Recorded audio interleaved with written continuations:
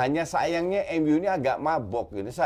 Sampai gue tweet, ini MU harusnya minum obat kuat tapi ternyata minum obat tidur. Fernando Torres kurang garang apa ya? Ya. Di Liverpool, diambil di Chelsea hancur. Sekarang juga Lukaku begitu ya. Kuburan lah Alvaro Morata, Andrei Shevchenko, Higuain. Ya, jadi menjadi kuburan kayak gitu. Apa yang terjadi sebenarnya, Coach? Jadi orang kayak pelatih kayak Conte, Mourinho, Allegri nggak bakal bisa diterima di Ajax. Kenapa? Bener-bener pelatih yang menyerang main 4-3-3. Nggak ada sistem lain. 4-3-3 titik, period. No discussion.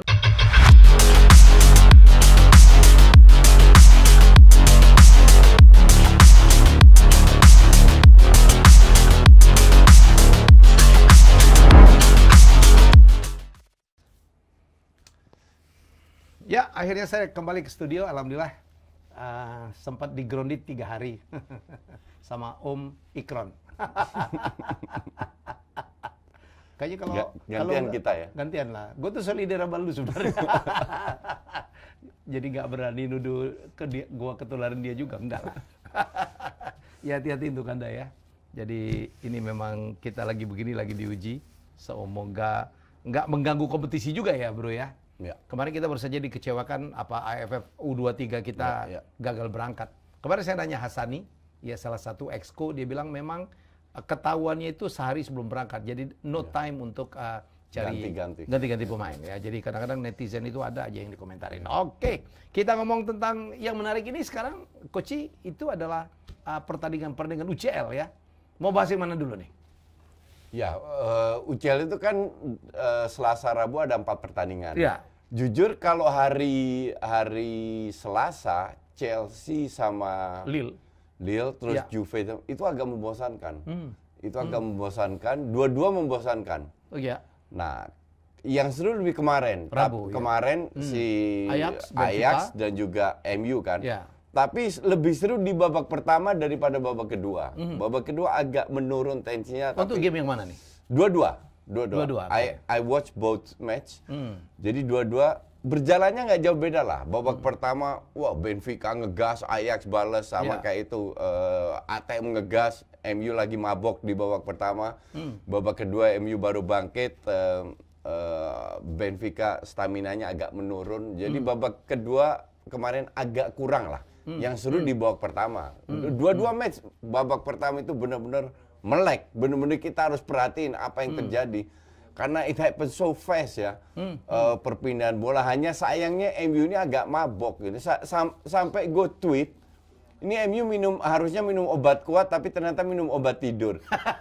I don't know what is happening ya. Gue nggak tahu apa yang terjadi dengan MU di babak pertama. Kayaknya mereka apatis gitu. Gue pikir bukan MU tuh, bro. Bukan MU banget gitu. Iya, true. Salah passing, passing lemah dipotong, transisi lambat, pergerakan gampang sekali kehilangan bola, dipres terus habis-habisan dari babak pertama. Terus gue tweet lagi, ini kalau babak kedua biasanya ya ATM itu babak kedua agak turunin gasnya karena stamina menurun kan. Dan pertama di babak kedua itu awal-awal juga, tapi dari babak kedua awal MU sudah mulai ngegas. Nah babak kedua kalau gue bilang MU lebih mengimbangin lah, karena ATM membuat kesalahan-kesalahan yang dilakukan MU, nggak bisa pegang bola, sirkulasi jelek, end passingnya jelek, crossingnya jelek, sehingga nggak ada shot on target sama sekali saya pikir ya. Is it? ATM. No, MU. Di babak pertama. Di babak pertama iya. Dua shot, satu ke blok, satu off target. Tapi itu yang dialamin oleh ATM di babak kedua. Mereka mungkin dapat 1-2 peluang di mana satu kena mistar. Tapi MU lebih banyak menyerang. MU di babak kedua lebih sering masuk ke kotak penalti. Apalagi dengan subs ya. Jadi yang begitu pemain-pemain tambahan atau di Elang nggak masuk ya. Matic masuk. Gue sih lebih suka gini ya. Fred ini udah berkali-kali diberi kesempatan sebagai starter. Gak bisa, dan permainannya sangat tidak konsisten. Gue bilang kenapa tidak diberikan kesempatan kepada Matic. Dia speednya nggak ada, fine. Tapi dia lebih punya visi, lebih berpengalaman. bilang aja untuk menjaga balance di lini tengah. Kayak Busquets lah, kasarnya begitulah. Kayak Busquets cover aja, nutup, larinya juga tidak terlalu ke depan sehingga pada saat di counter dia bisa menahan. Feeling gue sih ada pengaruhnya Matic di tengah. Ya. Pada saat MU di babak kedua lebih menyerang, karena pada saat mereka menyerang kehilangan bola, sering juga kehilangan bola di babak kedua. Serangan baliknya ATM itu nggak terlalu berbahaya. Mereka melakukan banyak dribbling, banyak skill individu, itu very tiring ya. Jadi dan itu terbukti di babak kedua mereka hampir habis. Ya. Babak kedua itu benar-benar. Dan mereka terlambat melakukan pergantian pemain ya. Juga ya. Itu. Saya coach di babak pertama MU cuma kalah 0-1 tuh udah bagus tuh. Ya, I agree. Dan finishingnya jelek ya ATM. Mereka create banyak chances. Kalau kita bicara babak pertama, oke, sekali kena tiang, headingnya terlalu keras ke bawah, mantulnya kena tiang. Tapi setelah itu nggak banyak peluang juga. Walaupun mereka create chances banyak, mereka banyak pegang bola, MU praktis dikurung lah di babak pertama. Tapi ya, they cannot kill the game.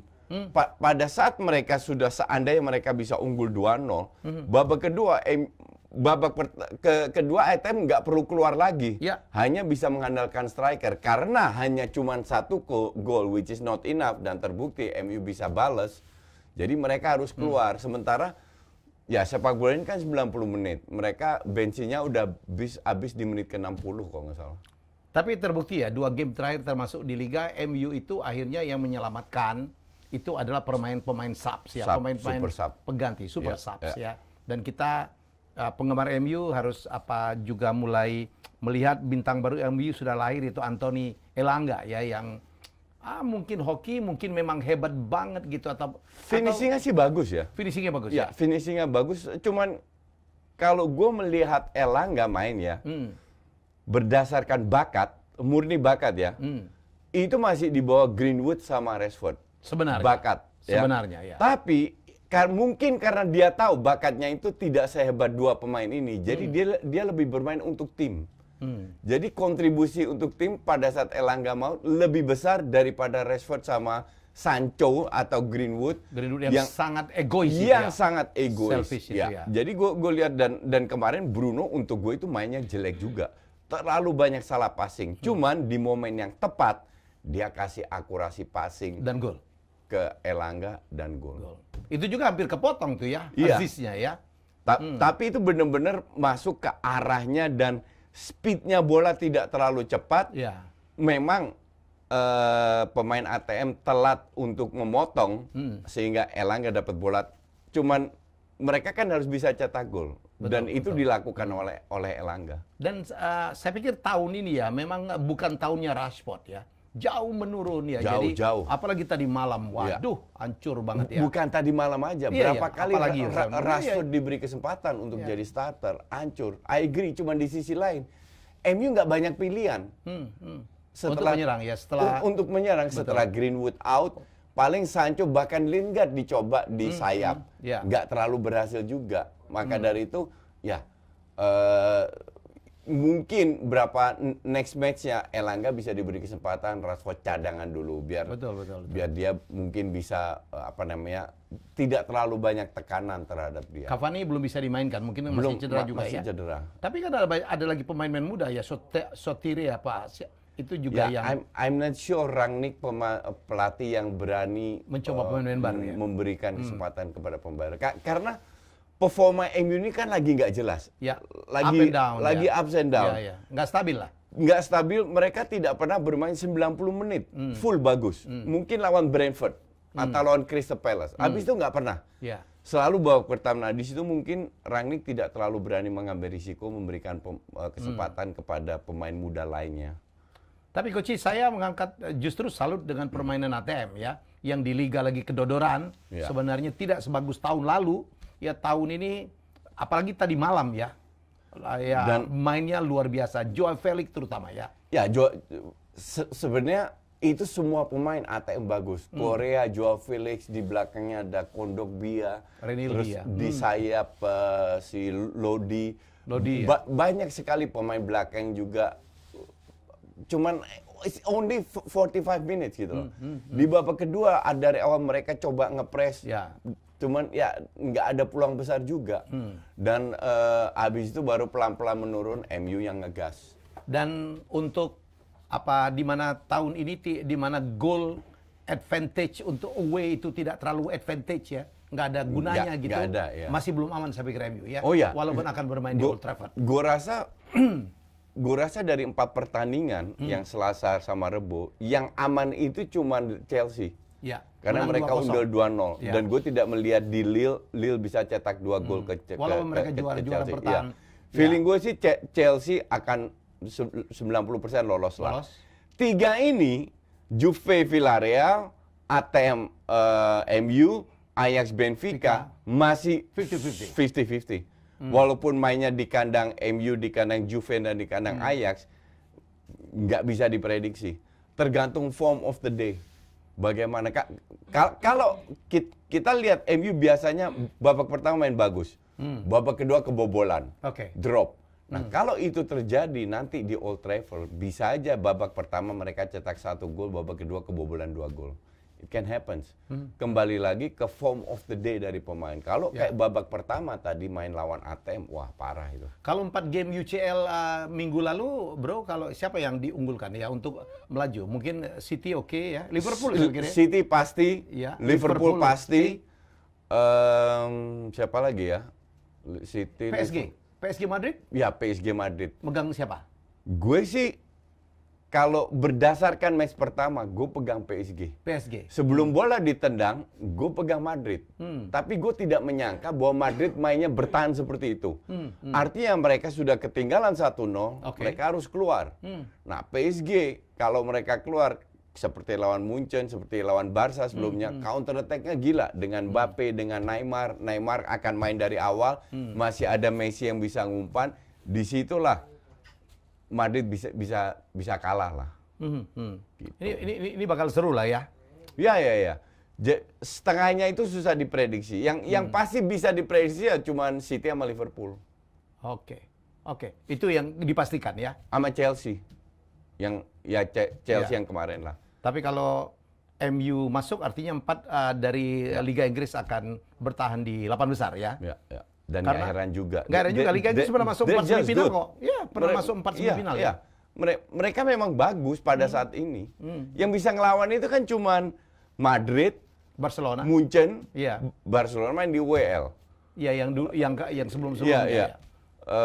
Nggak banyak ya bisa ngelawan. Ya PSG mungkin di atas kertas ya. Tapi kalau PSG ketemu Liverpool atau City, kelar, selesai juga. Atau Munchen, selesai juga. Cuman kembali lagi UCL kita kan tahu ini adalah sistem gugur. Tergantung pengundiannya juga ya kan? Tergantung pengundian, tergantung form of the day, lagi bagus atau tidak. Kalau lagi jelek susah juga. Kalau lagi bapuk aja. Iya. Oke, coach. Minggu lalu itu ditandain dengan pemimpin klasemen yang banyak yang berjatuhan. Yang paling mengagetkan itu PSG kalah dengan Nantes ya. Itu 3-1 gitu ya. Cukup angka yang sangat besar ya. Apa yang terjadi sebenarnya? Gue lihat minggu sebelumnya lagi ketemu lawan Rennes, itu mereka menang di kandang, menang 1-0 di menit ke 90 something. Dan mainnya itu jelek banget loh. Asli jelek banget. Dan maka dari itu nggak heran kalau itu benar-benar murni mengandalkan skill individu Mbappe sampai mereka bisa di menit 92-93 cetak gol. Dan itu keberuntungan banget ya. Itu keberuntungan banget. Dan PSG itu sering juga menangnya itu dengan selisih 1 gol. Sementara kemarin lawan kalah 3-1. Sebelumnya ketemu Madrid mereka menang 1-0. Jadi gue tidak melihat Pochettino ini adalah pelatih bagus yang bisa konsisten bermain setiap minggu dengan kualitas pemain yang dia miliki. Yang gue lihat adalah dia terlalu ngandelin skillnya pemain. Terlalu ya sama kayak Madrid lah dulu zamannya Ronaldo, pokoknya bola ke depan kasih ke Ronaldo, Benzema, they will do it.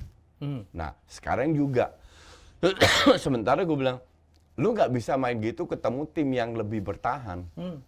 Itu golnya Mbappe lawan Real Madrid kan juga di akhir-akhir, detik-detik akhir malah. Ya kan? Berbau keberuntungan juga ya. Nah, you cannot rely on that. Nggak bisa kita hanya mengandalkan skill individu, gol-gol di detik-detik akhir. Karena squad yang dimiliki oleh PSG itu 2 level lebih tinggi dari klub-klub lainnya. Sebenarnya. Di atas kertas. Di apa, Ligue 1 ya? Di Ligue 1. Nah sekarang kalau lu punya pelatih yang nggak bisa kelola, tidak bisa memanfaatkan, murni tergantung 3 pemain itu ya repot. Harusnya yang bisa cetak gol itu kan juga pemain kayak Di Maria, Verratti, pemain tengah lah. Nggak hanya Mbappe, Neymar dengan Messi. Nah ntar kalau ada yang cedera gimana? Kan repot, ya kan? Nah sebenarnya sekarang benar-benar selalu menyelamatkan PSG itu Mbappe. Dan Mbappe udah dikabarkan coach menolak perpanjangan kontrak, hampir dipastikan dia mungkin akan menuju Real Madrid ya. Ya, jadi ini. Ya, jadi seru. Semoga kalau Mbappe benar ke Madrid, Haaland ke Barca, biar nggak ketinggalan kereta. Biar seru. Karena kalau Mbappe-nya ke Madrid, Barca nggak beli siapa-siapa, nggak beli pemain bagus, wah repot itu. Repot untuk ngejar. Tapi Auba lagi ngamuk tuh, coach. Ya, Auba cetak 3 gol. Sebenarnya itu bukan 3 gol karena kedua kan dia nunduk kena punggungnya. Tapi oleh data itu dianggap. That's why gua agak gitu gimana gitu dengan data. Tapi kalau kita nonton dia cetak 2 gol yang bagus. Bagus dalam arti golnya itu gol set play, bukan gol kebetulan, bukan gol jatuh dari langit, bukan gol bunuh diri atau apa, tapi benar-benar sebuah set play yang sering dilatih oleh Barca, masuk ke kotak penalti, tidak shooting tapi cutback, dia kasih assist juga ke Frenkie itu Dembele. Counter attack yang dia sekali dapat ya. Ini pemain kelihatan lagi happy. Kita tahu kan kalau dia di Arsenal, pas Arsenal ngedrop, dia ikut ngedrop. Dia bukan leader yang bisa mengangkat. Tapi kalau suasana lagi happy, lagi enak, lagi bagus, dia bisa perform. Dan ya jelas Auba belum habis lah ya. Oh belum. Karena walaupun dia bekerja keras, dia juga sadar bahwa kompetitornya di Barca itu bagus. Luke De Jong itu main 5-10 menit selalu berbahaya. Dan mainnya juga paling top 15 menit. Tapi selalu berbahaya dan sering cetak gol. Nah, dia harus waspada dengan Luke De Jong. Belum nanti Depay kembali lagi. Nah, Depay bapuk banget ya, udah bergeng-geng. Semenjak lagi mulai digadang-gadangkan untuk dijual juga. Feeling gue dijual. Semenjak bukan dijual, kontraknya habis. Jadi belum diperpanjang. Semenjak Koeman cabut, drop. Benar-benar drop, jelek banget. Nggak tahu kenapa. Nah mungkin sekarang dia lihat waktu itu kan belum ada kompetitor. Terus dia cedera. Sekarang Ferran Torres datang, Auba datang, si Traore datang. Kompetitornya lebih kuat kan. Luke De Jong sering cetak gol. Ya dia harus bekerja keras. Kadang-kadang kompetisi di dalam posisi itu penting ya, coach? Penting. Dan belum nanti Ansu Fati juga balik. Xavi bisa main di posisi itu. Jadi kalau dia dapat kesempatan, ya dia harus bekerja keras. Dia harus benar-benar fight, karena kalau enggak, dia akan ditarik keluar dan kemungkinan besar kontraknya nggak diperpanjang. Karena mereka masih punya Traore opsinya, belum ada Dembele. Kalau Dembele pergi, kemungkinan besar Traore dipertahankan. Tapi Auba sudah bicara sama Dembele, dia pengen Dembele stay. Kalau seandainya, you never know, ada miracle happen, Dembele stay, Traore nggak diperpanjang. Ini Depay tidak diperpanjang? Traore dan Depay nggak diperpanjang. Karena termasuk Traore juga? Iya, karena Traore ini kan loan. Nggak ada kewajiban untuk beli dia. Sekarang kalau dia stay, di kanan itu ada Dembele, ada Abde. Abde masih ada juga, pemain muda, juga skillful. Nah, Abde ini kan kalau seandainya Traore diperpanjang, Dembele juga stay, Abde yang di loan. Cuman kalau proyeksinya kan sekarang Dembele akan out. Nah, Traore yang akan stay. Jadi setiap 3 posisi di depan itu double. Ada 6 orang untuk 3 posisi. Untuk pelapis ya? Untuk pelapis. Oke, kita ke Liga Inggris. Ini menarik ya. Yang kemarin kayaknya udah pasti City juara. Tiba-tiba mereka kalah dalam satu pertandingan yang sangat seru ya. Dari Spurs ya. Dan sehingga klasemennya menjadi menarik.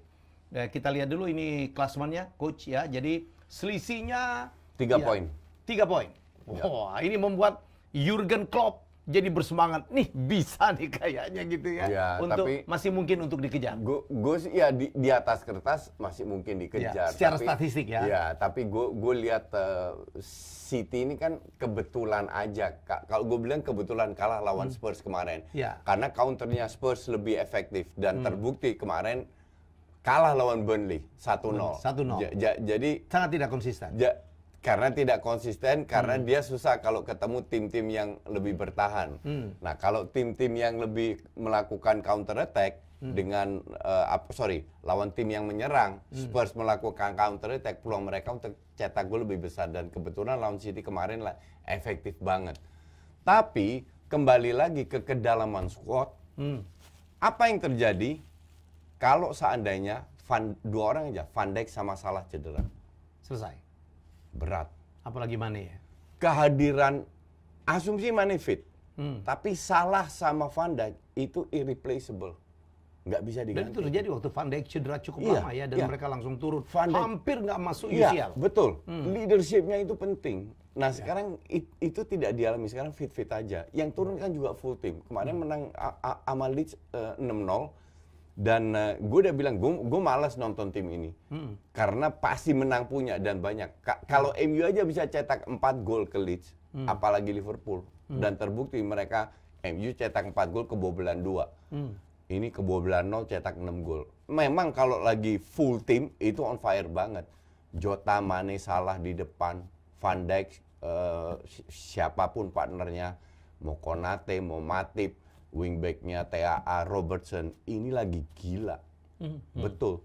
Tapi kembali lagi, mereka masih bermain di Champions League, masih hari Minggu Carabao Cup final, terus masih main di FA kalau nggak salah. Jadi apakah iya mereka bisa mempertahankan nggak ada yang cedera? Nah sementara City kedalaman squadnya lebih bagus. Bahwa mereka sekali kepleset, it happens. Emang Liverpool nggak ada kehilangan poin lagi? Kan belum tentu. Belum tentu kan. Nggak usah kalah lah. 2 kali seri aja udah lewat itu. Tapi kadang-kadang begitu ya, bro. Pernah ada, saya nggak tahu tahun berapa ya, City itu sekali kalah kemudian agak beruntun tuh. Dulu pernah gitu ya. Saya waktu ingat benar waktu persaingan sama MU, tiba-tiba mereka dari leading jauh, mendekat, akhirnya dapat lagi di tikungan terakhir. Dari rank 8 kalau nggak salah, rank 6, rank 8, di awal-awal jelek, habis itu juara juga. Iya. Ya, that is City. Yeah. City-nya Pep ya. Ya karena kedalaman squad-nya luar biasa. Walaupun tetap nggak ada penyerang itu ya. Walaupun tetap nggak ada penyerang. Ini menarik ya, ini menarik. Coba kita lihat di klasemen Liga Inggris lagi. Ini banyak sekali yang bisa kita bahas ya. Kita di Liga Inggris. Nah, jadi sekarang yang justru menarik itu ada perebutan, ya kembali perebutan peringkat keempat ya, Coach ya, dalam posisi seperti ini ya. Dulu kemarin kita berharap kemarin Spurs itu dalam posisi yang cukup baik ya untuk mengejar, karena mereka nge-save pertandingan cukup banyak ya. Cuman untuk gue sih, gue udah yakin Spurs ini nggak akan naik. West Ham nggak akan naik, dan terbukti 5 match terakhir sekali menang, 2 kali seri, 2 kali kalah. Kan gue selalu bilang, ini antara Arsenal dan MU. 2 itu ya? 2 itu. Ya, karena MU dengan Arsenal itu masih ada selisih 3 pertandingan ya, sementara selisih angkanya tinggal cuma 4 aja gitu. Jadi asumsi 3 pertandingan dimenangkan semua oleh Arsenal, artinya nilainya akan menjadi 51, Coach. Nggak mungkin menang semua karena masih ketemu Chelsea. Dari 3 itu ada 1 match ketemu Chelsea, ntar malam ketemu Wolves. Tapi MU Maret itu, waduh, lawannya gila semua juga. True. Ya? Dia lawan Big 4, Big 6 semua. Betul. That's why gue bilang ini antara MU dan Arsenal. Tim kayak Spurs, kayak West Ham itu akan terseok-seok. Yakin gue. Udah lama gue bilang begitu. Sebenarnya di musim tengah kompetisi kemarin itu MU itu dapat advantage karena hampir tidak ada ketemu tim-tim besar ya, tetapi tidak bisa memaksimalkan. Iya. Oke. Kemudian Coach, saya ngebahas tentang Chelsea ini. Chelsea ini saya dapat semacam informasi juga ya. Kuburan bagi striker top tuh. Mereka tuh kadang-kadang ada lagi bagus di mana, bagus di Fernando Torres kurang garang apa ya? Di Liverpool, diambil di Chelsea hancur. Sekarang juga Lukaku begitu ya. Kuburan lah Alvaro Morata, Andrei Shevchenko, Higuain. Ya, jadi menjadi kuburan kayak gitu. Apa yang terjadi sebenarnya, Coach? Atau salah ini rekrut kah? Gue rasa Chelsea ini lebih tim kayak apa ya? Mungkin kayak robot ya, lebih profesional. You don't perform out. Terjadi berapa pelatih mereka sudah pecat. Bahkan Di Matteo menang Champions League aja dipecat juga. Jadi dengan gampangnya mereka memecat, sehingga tidak ada kayak zamannya Wenger, zamannya Sir Alex bahwa sabar gitu di awal-awal ya. Kekeluargaan, memberikan kesempatan, dan di Chelsea ini gue nggak ngeliat itu. Intinya adalah you don't perform, you're out. Ini jangan kaget kalau pemain kayak Werner, kayak Havertz, kayak Pulisic tahun depan itu dijual. Karena once you don't perform, you're out. Segampang itu yang dilakukan Chelsea. Jadi benar-benar sebuah apa ya? Sebuah tim yang nomor satu diprioritaskan adalah performance. Sementara pemain-pemain yang datang mungkin butuh waktu, mungkin mereka nggak nyaman, mungkin mereka susah adaptasi. Bukan berarti mereka pemain jelek kan.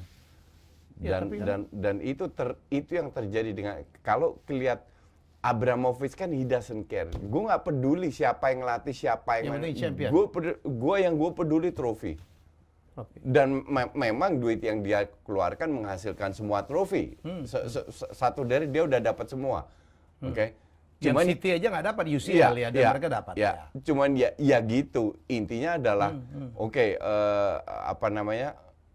Seringkali pemain ini diganti-ganti, dirombak-rombak terus. Jadi tidak menciptakan sebuah suasana yang kekeluargaan, yang kayak MU zamannya Sir Alex itu kan suasana kekeluargaan, tapi itu perform juga. Anaknya aja pemain itu. Tapi perform juga, mereka menang Champions League juga, ada kalanya, tapi banyak trofi juga yang mereka dapatkan. Liverpool sekarang dibangun oleh Jurgen Klopp, mereka dapat Champions League, tahun lalu dapat EPL, tahun ini belum tahu dapat apa, tapi suasana itu kan diciptakan oleh si Klopp. Nah, kalau seandainya kita berandai-andai aja, kalau seandainya Tuchel nggak dapat apa-apa, apakah dipertahankan? Apakah dipertahankan? Contoh, kalau final Carabao Cup hari Minggu ini kalah lawan Liverpool. Contoh, kalau next match-nya ketemu tim besar Munchen atau apa di Champions League kalah out. Karena Liga udah pasti nggak dapat. It's either Liverpool or City. Kita sepakat hanya itu. Dua tim ya. Nah, Chelsea nggak. Kalau nggak dapat apa-apa, bisa banget Tuchel itu out. Karena memang gayanya Abramovich begitu. Ternyata ya. Saya begitu baca datanya. Itu udah jelas itu. Iya juga ya, Lukaku, nggak begitu galak gitu ya. Di Italia sekarang nggak ada apa-apanya tuh. Ya sebelumnya ada Radamel Falcao bala coach, ada Higuain, Alvaro Morata. Terus ada pemain Jerman itu siapa? Torres, yang dari Andrei Milan? Shevchenko. Bukan pemain Jerman, yang dari Milan. Aduh lupa gue namanya. Itu juga flop di Chelsea. Di Chelsea. Padahal kan di klub sebelumnya makanya dibeli mahal karena nggak segala-galak itu ya, Fernando Torres dan sebagainya. Coach, kita lihat ke Liga Italia juga menarik nih. Tolong lihat klasemen Liga Italia ya. Juga pemimpin klasemennya juga tidak, walaupun cuma draw ya. Tapi ini jadi menarik ya, Coach ya. AC Milan, duo Milan itu bersaing di klasemen, tapi Inter Milan tertinggal 2 poin tetapi masih menyimpan 1 pertandingan. Yang gila itu hari Jumat dini hari, hari Sabtu itu Juve seri lawan Torino, oke? Juve seri. Terus hari Minggunya Minggu dini hari Roma seri, Milan seri, oke? Atalanta kalah. Inter kalah. Lazio seri. Dan terakhir Selasa dini hari, hari Senin malam, Napoli seri. Jadi hanya Atalanta Inter kalah, sisanya seri. Padahal kalau Napoli menang, mereka rank 1. Mereka berada di Milan. Jadi nampaknya gue nggak ngerti ya, apakah kompakan nggak menang. Tapi ini membuat di papan atas Serie A ya lebih seru. Lebih seru dalam arti Serie A, kalau kita bicara serunya ya, itu semua bisa saling mengalahkan. Lawan tim kecil juga belum tentu menang. Dan selisihnya juga mepet. Milan 56 poin. Rank 2 Inter, Napoli 54 poin. Walaupun Inter kurang 1 match ya. Kalau itu menang, Inter kembali di rank 1. Hanya Juve, nah rank 4 ini selisihnya 7 poin. Juve ini 47 poin. Jadi dengan rank 3 Napoli selisih 7 poin, which is cukup besar kan. Untuk rank 4 ada Atalanta yang 44 poin, Lazio Roma 43 poin, Fio 42 poin.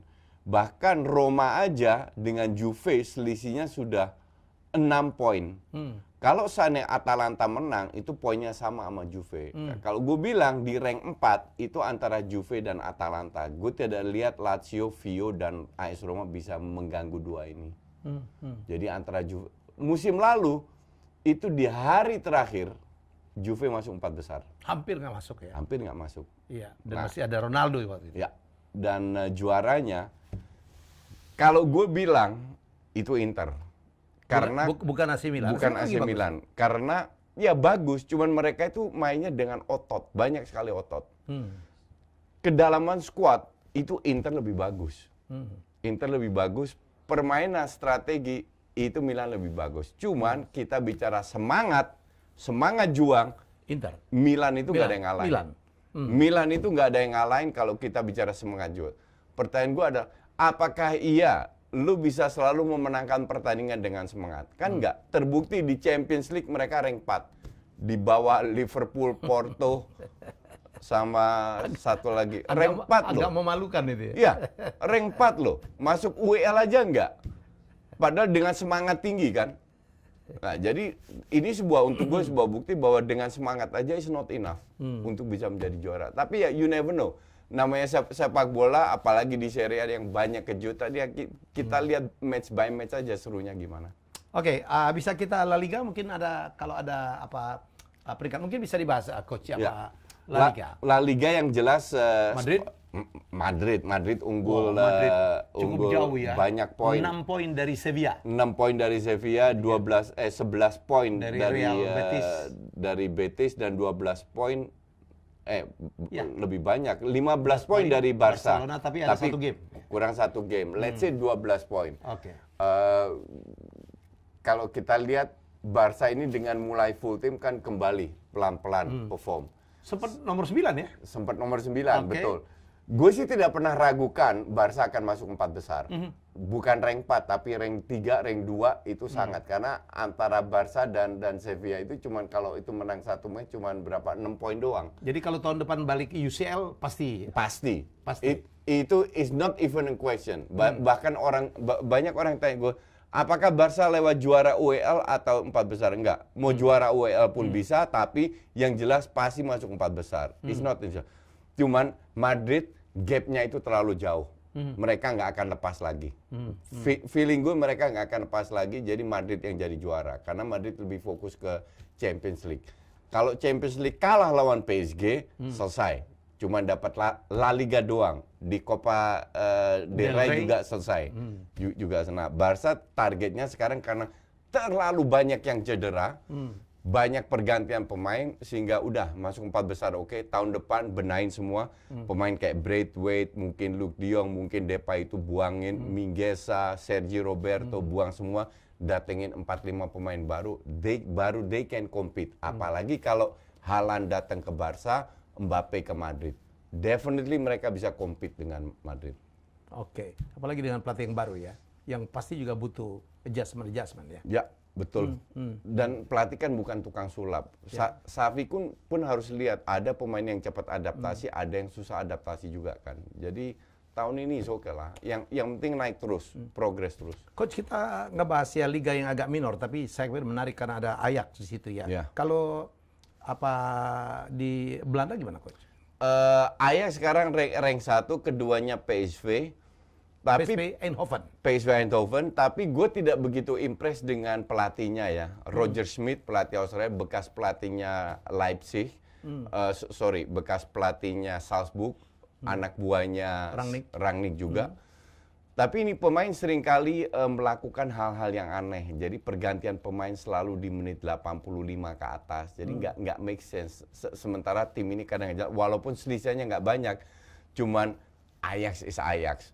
Ajax setiap tahun jual pemain, masuk pemain baru, semua orang tidak kenal. Kalau beli pemain muda juga pemain yang orang nggak kenal. Anthony, David Neres saja dicadangkan terus, belum ada Muhammad Kudus, dia beli, belum ada satu striker, I forgot the name, beli dari Norway. Tapi somehow 90% dari pembelian pemain atau 90% dari pemain baru yang itu jadi. Jangan Ajax ini bukan tim bola, pedagang pemain bola kali. Ya, they have to. Secara finansial bagus banget. Mereka itu punya 300-400 juta cash tabungan loh. Gila. Di mana Barca ngutang kiri kanan, di mana klub-klub besar nggak bisa beli. Dia punya deposit. Dia punya deposit 300-400 juta, 300 juta lebih, hampir 400 juta, murni karena tiap tahun jual pemain.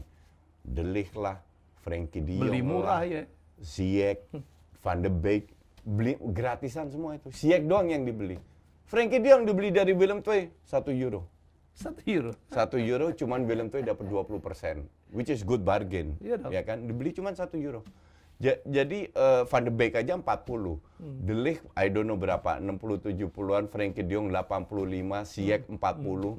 Dan tahun ini kemungkinan besar akan ada berapa pemain lagi pergi. Gravenberch diincar oleh Munchen 30-40, mungkin Anthony diincar juga, Tagliafico, Mazraoui for free, kemungkinan besar juga ke Barca karena di bawah Mino Raiola, bek kanan yang keren, tapi ya penggantinya sudah ada, Davy Range. Whoever yang pergi itu Ajax sudah siap dengan penggantinya. Ini hebat tuh talent scout-nya ya, mungkin akademinya sama talent scout-nya. Talent scout-nya sama pembinaannya ya.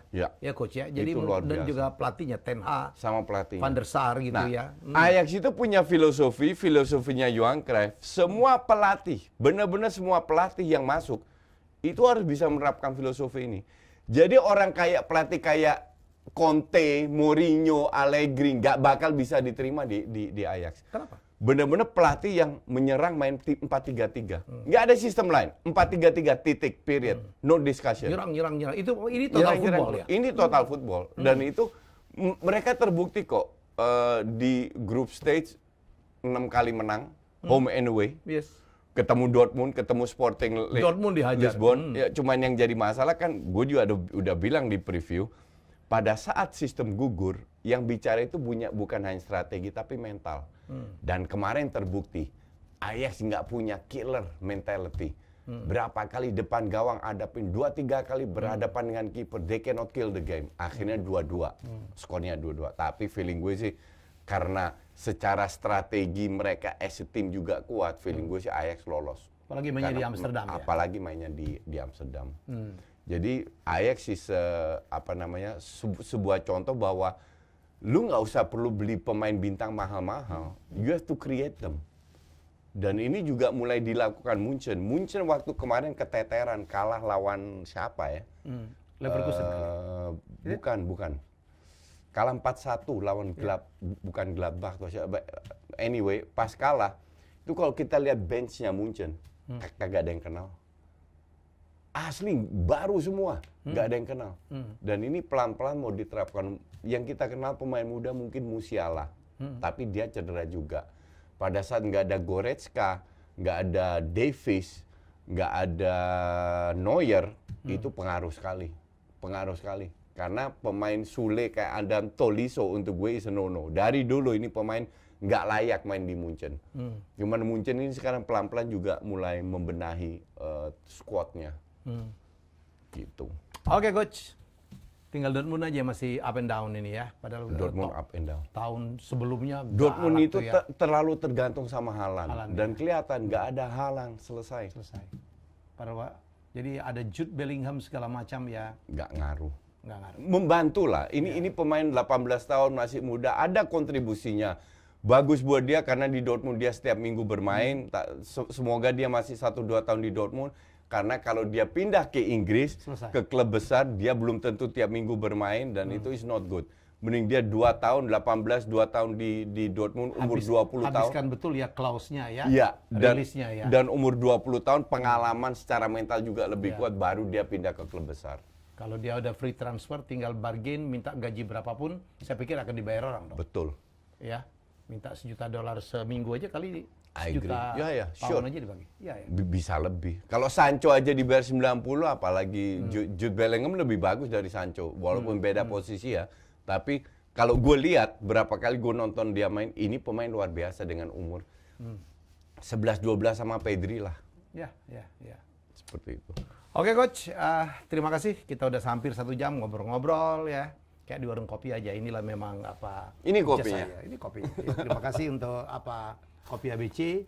Kita memang saya terutama adalah peminum kopi ya. Jadi silakan komen apa aja, terserah. Ya, silakan komen. Saya baca kok ya. Dan jangan lupa subscribe. Nggak ada like, salahnya juga salahnya. subscribe. Okay. Baik, kita jumpa lagi dengan bahasan lebih lanjut. Ada yang minta kita kenapa nggak 2 kali seminggu, 3 kali seminggu, 1 kali seminggu aja cukup ya. Tapi waktunya juga habis. Waktunya habis. Apalagi coach dia punya acara gitu. Ini tiap hari keluar kota ini. Oke. Jadi terima kasih banget dan kita jumpa lagi minggu depan. Bye bye.